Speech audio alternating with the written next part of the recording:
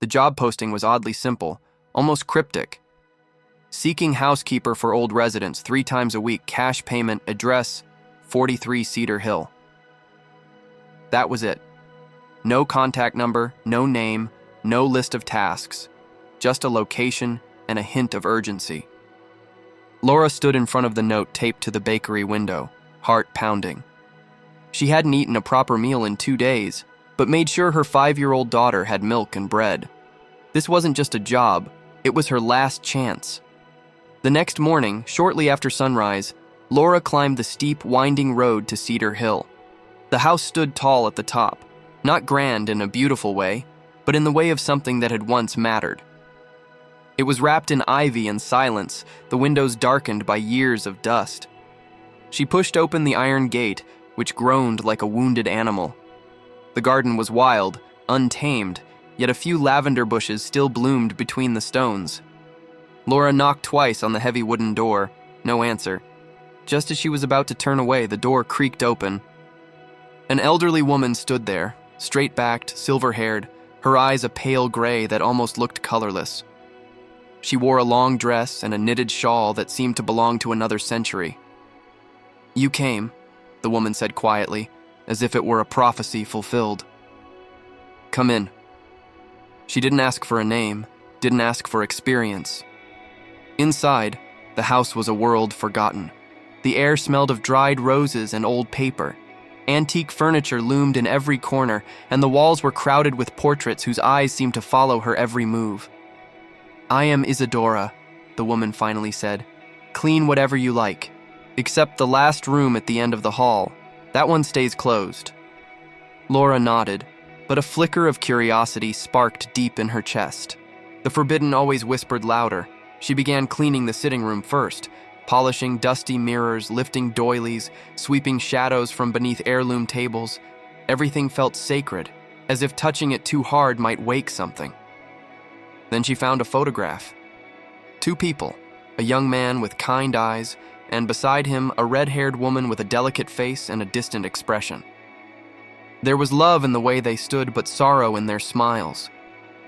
When the day ended, Isadora paid her in crisp bills from an envelope. As Laura turned to leave, she hesitated. "May I ask, why must that room stay closed?" Isadora looked up slowly, her voice suddenly weighted with time. "Because that's where the clock stopped ticking. Some wounds don't heal when exposed to sunlight." Laura walked back down the hill, the wind cold against her skin, the money warm in her pocket. But something else had awakened inside her, a pulse of wonder, of mystery. She knew one thing: whatever was behind that locked door, it wasn't finished telling its story. Over the next few days, Laura returned to the house with a strange feeling in her chest, part dread, part fascination. She no longer saw it as a simple job. The house had stories clinging to its curtains and secrets beneath its rugs. She learned its rhythm, the way the staircase creaked only on the 3rd step, how the grandfather clock in the hall ticked despite being unplugged, how every room carried a hush, as if someone had just left or was about to return. Isadora, ever watchful, never offered more than a few nods and brief instructions. She sat in the drawing room most mornings, reading books she never turned the pages of, sipping tea that had long gone cold. But the forbidden room at the end of the corridor, it called to Laura. She passed it each time she carried her cleaning supplies to the bedrooms. It stood tall, untouched, with a brass doorknob that glinted even in the shadows. She tried not to look, but curiosity is a slow-burning fire. On the 4th morning, as she dusted a cabinet near the hallway, she heard it, a soft, almost melodic noise. Like a lullaby hummed through the walls. She stopped, held her breath. It was coming from behind the locked door. She stepped closer, the wooden floor groaning beneath her feet. The sound grew clearer, not a lullaby, a voice, a man's voice. "Clara, come home." Laura's heart raced. She leaned closer, pressing her ear to the wood. "Please, just once more." She jerked back as if burned. The voice was real, too real. In her panic, her elbow knocked over a glass vase on the hallway table. It shattered like thunder in the silent house. Isadora appeared within seconds, her face pale, eyes sharp. "What did I tell you?" she hissed. I didn't go in," Laura stammered. "I swear I just heard something." Isadora's expression flickered, something between pain and anger. "You heard a ghost," she said, "or a memory. This house doesn't forget, but it doesn't forgive either." Laura swallowed hard. "Who's Clara?" Isadora's eyes darkened. For a moment, Laura thought she would lie, but instead she turned toward the window and spoke quietly. "My daughter. She left this house 20 years ago and never came back, but he waited until the end." Laura didn't ask who he was. She didn't have to. She already knew. That night at home, Laura sat awake while her daughter slept peacefully beside her. She replayed the voice in her head over and over until the whisper became part of her own thoughts. Something inside that room wanted to be heard, and Laura was already listening. The next morning was windless. The trees stood still, the sky heavy with unspoken words. As Laura approached the house, she noticed a faint pressure in the air, like the kind that comes before a storm or a confession. Donna Isadora wasn't at the door this time. In her place sat a silver tray with tea, a wrapped biscuit, and a folded piece of paper. "I won't be home today. Clean as usual. Respect the silence." The note didn't carry warmth, but it wasn't cold either. It was resigned. Laura stepped inside. The house greeted her with its usual breathless calm. She decided to dust the long hallway near the forbidden room. She didn't expect anything unusual, but fate waits in the smallest places. While wiping the edge of a wooden side table, Laura noticed the corner of a frame on the wall hanging slightly loose. Curious, she removed it, revealing a narrow crack in the wall behind it. Something was wedged inside, a thin, folded paper, brittle with time. She gently pulled it out and unfolded it. A letter. A man's handwriting, urgent but careful. "Clara, if you're reading this, it means you came back. Maybe just once, maybe only to look. But that's enough for me. I've waited longer than anyone should. I've loved you longer than I knew I could. I don't blame you. I never did. But I still sleep with your name in my mouth." It was signed, Samuel. Laura stood frozen.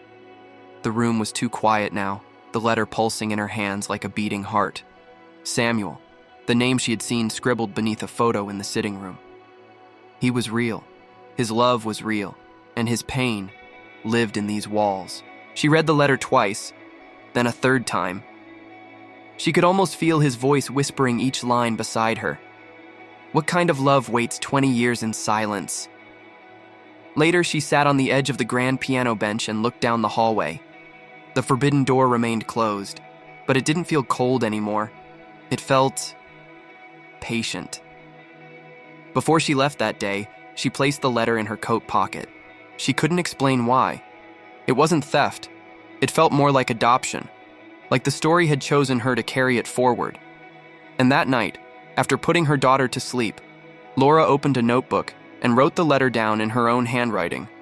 She didn't know it then, but something inside her, something long buried, had begun to stir.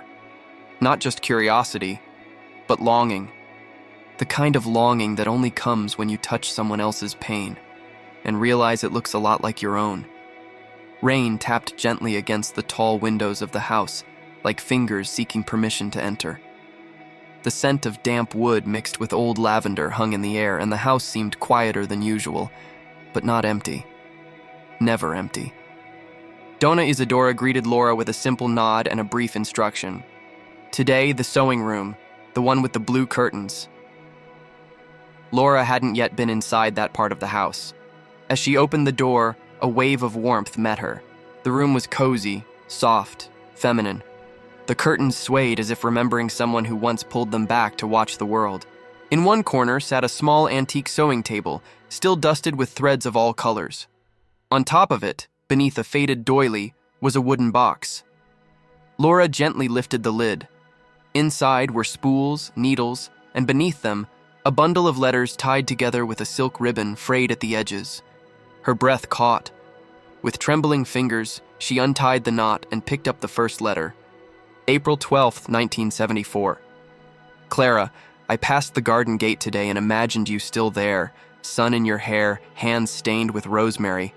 I still smell you when it rains. I still see you when I close my eyes. Did you ever truly leave me? Or did you just disappear inside yourself where I could no longer follow? Letter after letter, the words bled longing. They weren't dramatic or desperate. They were tender, quiet, carved from a place of deep love and deeper regret. I would have gone with you. You didn't even have to ask. Laura read them all. Some dated months apart, others just days. None had ever been sent. She was no longer just a witness. She was being drawn in, heart first. She couldn't help but feel that someone or something wanted her to see these now. Not before. Now. The sewing room glowed golden with late morning light, and for the first time, she felt Clara's presence not as a mystery, but as a woman. A woman who had loved, who had left, who had once stood in this room stitching her heartbreak into hems. Laura looked down at the final letter. Unlike the others, it was sealed, untouched, written on the front in delicate cursive, to be opened only by her. Her heart raced. She placed it back carefully and closed the lid. As she stood to leave, she glanced into the hallway and caught Isadora watching. They locked eyes. No accusation, no words, just a quiet agreement. You found them, and maybe you were meant to. That night, Laura lit a candle by her bedside and began copying the letters into her journal. Not for the sake of keeping them, but for the feeling they gave her. A feeling she hadn't felt in years. That love, real, flawed, aching, was still possible, even if it waited decades behind locked doors. The next morning felt heavier than usual, not in the air but in Laura's chest. As she climbed Cedar Hill, the trees stood still, as if holding their breath with her. She was no longer just cleaning an old house. She was unearthing a life, thread by thread, letter by letter. When she stepped inside, Dona Isadora was nowhere in sight. But on the entry table, placed deliberately in view, was a small porcelain teacup with a chip on the rim, and beside it, a brass key. It wasn't labeled. It didn't need to be. Laura stared at it, her heartbeat suddenly loud in her ears. Was this permission or a test? Either way, the key shimmered with the weight of everything left unsaid.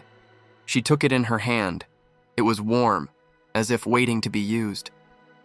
Step by step, she walked the long hallway toward the door, the one she had tiptoed past for weeks. Her reflection stretched on the walls, distorted by the old glass frames. When she reached the door, her hand trembled as she slid the key into the lock. For a second, it resisted. And then, click. The door opened slowly, moaning like something waking from a long sleep. The room was drenched in silence. Dust floated in shafts of sunlight. Everything had been left as it was. A 4-poster bed draped with lace, a vanity covered in yellowed perfume bottles, a journal on the nightstand, a framed photograph of Clara and Samuel beside a glass flower, now cracked at the stem. But what stopped Laura cold was the dress. A pale blue gown hanging from the wardrobe door, untouched by time. Laura stepped closer.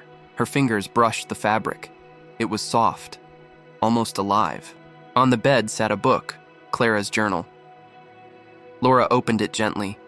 The ink had faded in places, but the words were still clear. If he doesn't come today, I will leave. I've waited. I've begged with silence. But silence isn't love, and absence isn't forgiveness. Further down the page, he asked me to wait one more week. But how long can a woman stay in a place where her heart is a ghost? Laura's eyes burned with unshed tears. This wasn't just a love story. It was a goodbye that had never been spoken. She sat on the edge of the bed and looked around. The room wasn't haunted by spirits. It was haunted by waiting. And then, something unexpected. Behind the curtain, tucked beside the window, was a small wooden music box. She opened it. The tune was soft, childlike. The same melody she thought she had heard echoing from behind the door days ago. Underneath the velvet lining of the box was a folded paper, much newer than everything else. If anyone ever opens this room, please find her. Please tell her I kept my promise. I waited. Samuel. Laura held the note close to her chest. Her throat tightened. Samuel had never left. His love had lived inside these walls all this time, echoing in the stillness. And Clara, had she ever known? Laura stood in the center of the room and whispered aloud, not knowing who might hear, only knowing someone needed to. She's here now. I'm here. I hear you. The sunlight shifted on the floor. The air lightened just slightly, and for the first time the room felt at peace. The door stayed open. Laura returned the next day with her chest tight and her thoughts spinning. Every step toward the house felt heavier, like she was crossing further into a life that wasn't hers, but had somehow claimed her heart. Donna Isadora met her at the door. This time she didn't look away. You opened it. There was no anger in her voice, no surprise either. Just the weariness of a mother who had stopped fighting ghosts long ago. I didn't plan to, Laura whispered. But the key, it was left for me. Isadora closed her eyes. Then it's time. Without another word, she turned and disappeared down the hall. Laura entered the room again, this time with less fear and more reverence. The scent of old roses and faded perfume still lingered. She picked up Clara's journal, this time turning to the final pages. I saw him from the window. He waited again, but he never knocked. We were always like that. One waiting, the other listening, but never meeting in the middle. Laura read on. I will go tomorrow. I have to. Mother says love is patient, but she never said love can become a cage. And then one final entry, barely legible, written in trembling ink. If you come back, Samuel, and I am gone, know that I tried. I tried to stay, but I needed to be more than your memory. Tears ran silently down Laura's cheeks. This was not a fairy tale. It wasn't even a tragedy. It was something worse, a love that missed itself by inches, by silence, by the wrong moment. She stood and walked slowly to the tall wardrobe, her hands gliding over the wood. Inside, among the dresses and scarves, she found something unexpected, a small leather envelope sealed in wax. She opened it carefully. Inside was a birth certificate. Clara's daughter, name, Isabel Rose Mercer, father, unknown. Date, 2 years after Clara had vanished. Laura's hands trembled. She stared at the paper, then looked back to the bed, to the photograph of Samuel. And she knew. He had never known. There had been more than heartbreak behind that locked door. There had been life. Quiet, hidden life. She took the certificate and the final journal page and brought them downstairs. Isadora sat at the table, her teacup untouched. She had a child, Laura said gently. The old woman looked up slowly, with eyes that held storms. I know. Laura's breath caught. Why didn't you ever tell him? Isadora's hands, once strong, now shook as she reached for the envelope. Because when Clara left, she asked me not to. She wanted him to let her go. She didn't want to be chased. Laura sat down across from her. But she still loved him. She never stopped. I know that now, Isadora whispered. But then, I only saw my daughter suffering. I thought silence would save her. For a long time, neither of them spoke. Finally, Isadora looked at Laura with something new in her eyes. Not grief, not fear, but a soft kind of hope. Do you believe in second chances, child? She asked. Laura nodded slowly. I think some stories are meant to be finished by someone else. And deep inside her, in a place she had long silenced, Laura realized she wasn't just talking about Clara anymore. That night, Laura lay awake staring at the ceiling, the birth certificate pressed against her chest. The name, Isabel Rose Mercer, glowed in her mind like a match in the dark. She had come to that house just to survive, but now it felt like something bigger had chosen her. She could walk away, but part of her already knew she wouldn't. The next day, she returned to the house not with a mop, but with questions. "I want to find her," Laura said. Dona Isidora didn't ask who. She simply poured tea and whispered, "Then begin where she ended." They sat for hours, piecing together the bits Clara had left behind: letters, journals, newspaper clippings, and that sealed envelope from decades ago. Laura followed the trail like threads of an old sweater unraveling. Clara had left the town quietly, but she hadn't vanished completely. She had gone to the city, taken work at a small bookstore, and eventually moved west. It took 3 days and 1,000 clicks through blurry municipal websites and digitized records. And then, there she was. Isabel Rose Mercer, now 39, teacher, unmarried. The photo was grainy, but Laura's heart stopped. She had Clara's eyes. The same eyes that had stared from the photo in the locked room. The same eyes Samuel had once waited for beneath that window. Laura printed everything, sealed it in a file, and stood before Isidora. "She deserves to know," Laura said. "Not just about her mother, about him too." Isidora touched the photo, her fingers trembling. "I was wrong to hide it. I thought I was protecting them, but silence protected no one." 2 days later, Laura boarded the early morning bus and traveled 5 hours to a small town where Isabel taught literature at a public school. She sat on a bench across the street, her heart hammering. When Isabel stepped out of the school that afternoon, Laura almost lost her nerve. But then, Isabel paused, looked right at her. Something passed between them. Recognition? Intuition? A whisper from another life? Laura stood. "Excuse me, Isabel Mercer?" Isabel turned, cautious but polite. "Yes?" Laura took a breath. "I know this is strange, but I've come from a house on Cedar Hill. A house your mother once lived in. A house with a locked room." The woman froze. "My mother? She loved someone, and left, and never knew what he would have given to find her. I've read their letters. I've walked in their rooms, and I believe they've waited long enough." Isabel stared at Laura, eyes wide. Her voice broke when she spoke. "I never knew her. Just pieces, whispers. My grandmother said it was better that way." "She was trying to protect you," Laura said softly. "But the story belongs to you now." She handed over the envelope, thick with letters, documents, and a single photo of Clara holding a newborn baby beside the window in that locked room. Isabel took it with trembling hands. Her voice cracked. "Is she still alive?" Laura shook her head gently. "But there's someone else. Someone who loved her every day of his life."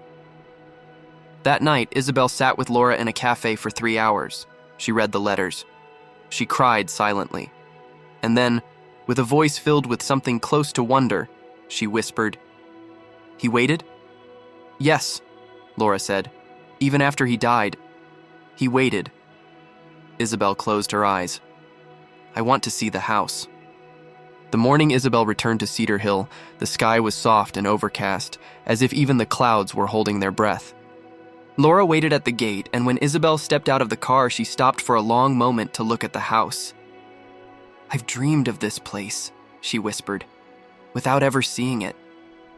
They walked slowly up the path. Lavender still bloomed between the stones. The same iron gate creaked like it had 20 years ago. Inside, Dona Isidora stood by the front window. Her eyes welled up as Isabel entered, and for a moment, no words were needed. They simply embraced, not as strangers, but as two women separated by silence, now reunited by love. "She had your eyes," Isidora said. "I wish I had known her," Isabel replied, voice trembling. "You do now." Laura led them both to the locked room, no longer locked, no longer haunted. Isabel stepped in first. Her breath caught. The lace curtains, the dress, the photo on the nightstand. My mother slept here. She sat on the bed and picked up the music box. It played its soft, aching tune. Then she looked at the journal, running her fingers gently across the pages. "I thought she left me behind," she said softly. "But now I see. She was trying to find herself." They stayed in the room for hours, reading, remembering, forgiving. As the afternoon sun painted golden trails on the wooden floor, Laura moved to fix the edge of the rug and felt something strange beneath the boards, a loose plank. She lifted it. Inside, one last envelope, yellowed, unsealed. On the front, in Samuel's handwriting, "For her daughter, if she ever comes." Isabel took it with shaking hands. Her eyes moved slowly across the page.